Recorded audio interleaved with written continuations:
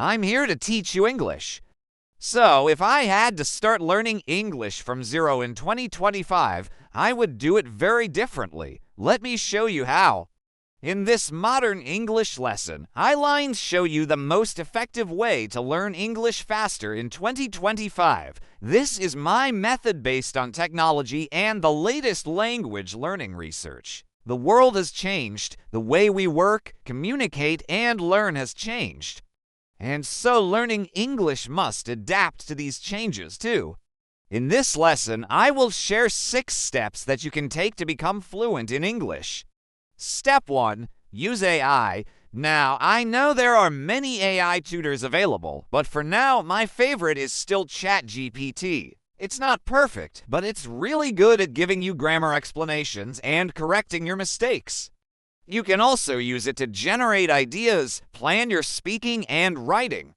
Plus, it's free to use, so make sure to use AI to improve your English. Every day try asking it interesting questions about English. For example, you can say, "Explain me this rule in simple terms," or "Give me examples of when to use this grammar." And don't forget you can use AI to practice your English too. There are lots of AI chatbots out there. Your AI chatbot can reply in English, and you can reply in your native language or vice versa. But even though AI is amazing, don't depend on it completely. It's just a tool to help you, and you need to use it correctly. If you want to know more about how to use AI to learn English, check out this video above. Step 2. Smart listening. Okay, now I'm going to show you a new feature for my channel. Whenever I release a video, it will be available to watch on another platform. Here you can watch all my videos with English subtitles, but that's not all. You can turn on dual subtitles and see the transcript right below the video. This way you can read the English words while you listen to me speak. With this feature, listening and reading become active activities instead of passive activities. On top of that, you can pause the video whenever you want to repeat what I said, or even better, you can rewind and play again. This is a very powerful study technique called watch, pause, speak. When you watch a video in this way, you focus on listening and understanding. When you pause and repeat, you train your speaking skills. This is much better than just watching passively. Don't forget to check out the link below. Step 3. Real conversations. We live in a time where you can connect with anyone in the world. If you have a smartphone and internet access, you can talk to native speakers with just one click. There are many great apps to find conversation partners. My personal favorites are HelloTalk and Tandem. They allow you to connect with native speakers. On these apps, you can text or even call each other. I recommend texting first until you get comfortable and then moving on to voice and video calls. The great thing about these apps is that they're free to use. But if you want to learn from home, you should talk to real people. Even if it's not a native speaker, you can find someone who speaks English better than you. Do this every week. Believe me, nothing is more motivating than improving together with a friend. Step 4. Personal word bank. When I was a student, I used to memorize words from paper dictionaries and word lists. That's the worst way to expand your vocabulary. Not only is it boring and slow, but you probably won't remember the words for long. So here is the solution. Create your own flashcard deck. What's a flashcard? Well, think of a flashcard like a quiz.